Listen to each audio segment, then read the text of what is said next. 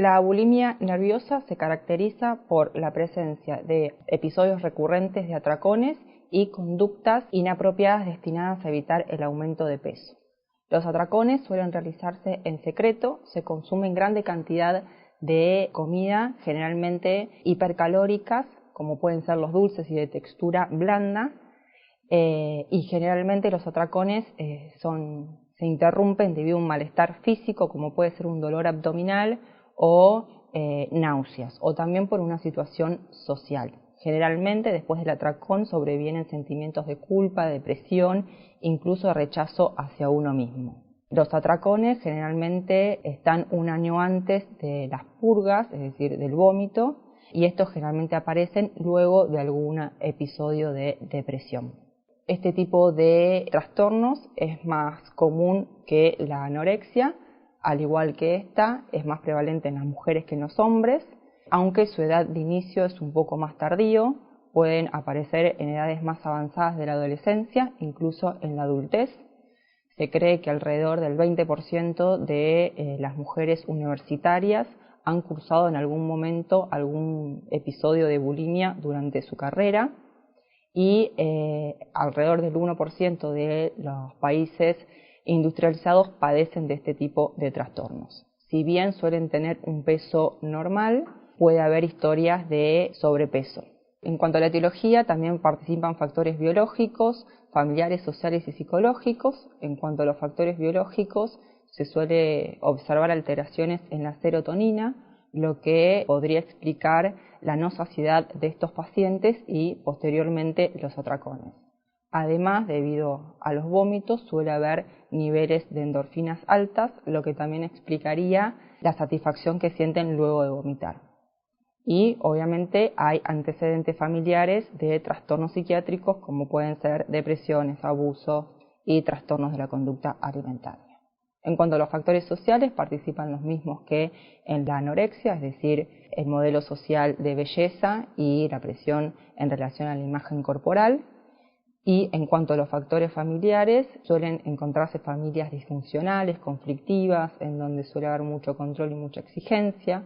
Las pacientes bulímicas suelen quejarse de que los familiares suelen ser muy invasivos y también negligentes y muchas veces dados al rechazo. En cuanto a los factores psicológicos o individuales, tienen las mismas dificultades para enfrentar las tareas o las exigencias de la adolescencia que las anoréxicas. Sin embargo, estas personas se caracterizan por ser más extrovertidas, irascibles, dadas a la impulsividad, tienen menor autocontrol. Es por eso que caen muchas veces en hurtos, robos, abuso de sustancias, la habilidad emocional y es más frecuente las ideas de muerte. Sin embargo, este tipo de trastornos es más egodistónico, lo que muchas veces permite a que puedan llegar a un tratamiento de manera más rápida. Para el diagnóstico de la bulimia es necesario 4 criterios. El primero, que aparezcan los atracones durante 2 veces por semana durante un periodo de 3 meses como mínimo. Tiene que aparecer la búsqueda de la delgadez y un miedo intenso a ser obesos. Generalmente tienen un peso normal y tienen que aparecer conductas inapropiadas para evitar el aumento de peso. Existen 2 tipos de bulimia nerviosa, el tipo purgativo y el tipo no purgativo. El purgativo es el más común, el 80% de las pacientes bulímicas sufren de este trastorno, que implica el uso de vómitos autoinducidos, laxantes, diuréticos para eliminar el exceso, de grasa en el cuerpo y muchas veces pueden aparecer complicaciones médicas como puede ser una alcalosis hipocalémica o una alcalosis hipoclorémica y también pueden aparecer desgarros gástricos. El tipo no purgativo es aquel que hace dietas estrictas y ayunos y muchas veces hacen un ejercicio excesivo para evitar el aumento de peso, pero no tienen conductas de purgas.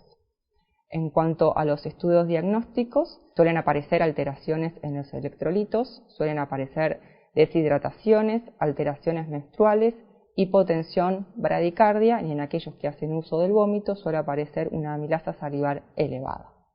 La evolución y el pronóstico en la bulimia nerviosa es más favorable que en la anorexia, justamente porque sus síntomas son más egodistónicos. Aquellos que realizan un tratamiento tienen mejor pronóstico y los que no realizan puede llevar a una situación de cronicidad. Para establecer un diagnóstico diferencial es importante realizarlo con la anorexia nerviosa. Es importante aclarar que cada vez que aparecen atracones y purgas en el contexto de una anorexia nerviosa, no se puede diagnosticar bulimia nerviosa. Es importante también descartar enfermedades neurológicas, como puede ser una convulsión epiléptica o tumores en el sistema nervioso central. Suele haber comorbilidad con los trastornos afectivos estacionales, en donde las conductas bulímicas, como los atracones y las purgas, suelen estar más presentes cuando hay menos luz solar, generalmente durante el invierno. Y acá también suele aparecer sentimientos depresivos asociados. También suele haber comorbilidad con el trastorno de la personalidad, es decir, que en el trastorno de la personalidad suele haber sintomatología bulímica. En estos casos también se puede hacer diagnóstico de ambos trastornos, aunque muchas veces aparecen atracones que no tienen que ver específicamente con la bulimia, pero sí con otros rasgos del trastorno de la personalidad límite. Y por último, es importante hacer un diagnóstico diferencial con el trastorno depresivo mayor, que en este caso los temores a ser obesos y la búsqueda de delgadez no está presente.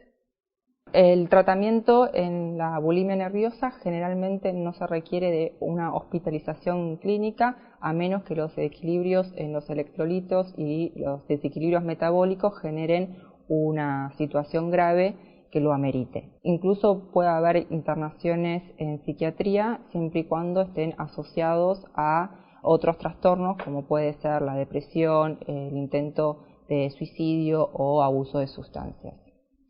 En cuanto al tratamiento psicológico, la terapia cognitivo-conductual utiliza técnicas relacionadas con lo cognitivo y con lo comportamental para interrumpir el ciclo de las conductas autoinducidas de los atracones y de las dietas, y también para modificar los pensamientos disfuncionales acerca del peso, de la imagen corporal, incluso del autoconcepto. La terapia dinámica, psicoanalítica, más que nada la kleiniana, habla de dos tipos de mecanismos de defensa. Por un lado, el mecanismo de defensa introyectivo y por el otro lado, el proyectivo, y habla de dos objetos, el objeto total y el objeto parcial. El objeto total es aquel que incluye tanto el objeto bueno como el objeto malo, mientras que el parcial están escindidos, por un lado el objeto bueno y por el otro lado el objeto malo. Esto es lo que permite a las pacientes bulímicas a asociar la comida saludable, es decir, aquella que tiene nutrición, como algo positivo que le va a permitir poder comerlo, porque está relacionado con introyecciones inconscientes positivas, mientras que la comida chatarra está asociada con introyecciones negativas, y es por esto que buscan, a través de la proyección, eliminar todo lo negativo, lo agresivo, todo lo que tiene que ver con el objeto malo, con la fantasía inconsciente de quedar completamente buenas. Sin embargo, esta sensación dura un corto periodo de tiempo porque estos mecanismos de defensa están en constante dinamismo. A veces es necesario la utilización de farmacología. En este caso, obviamente va a depender de los trastornos asociados, pero suele ser útil los antidepresivos, y en caso de que haya comorbilidad con los trastornos del estado de ánimo se suele utilizar estabilizadores del ánimo.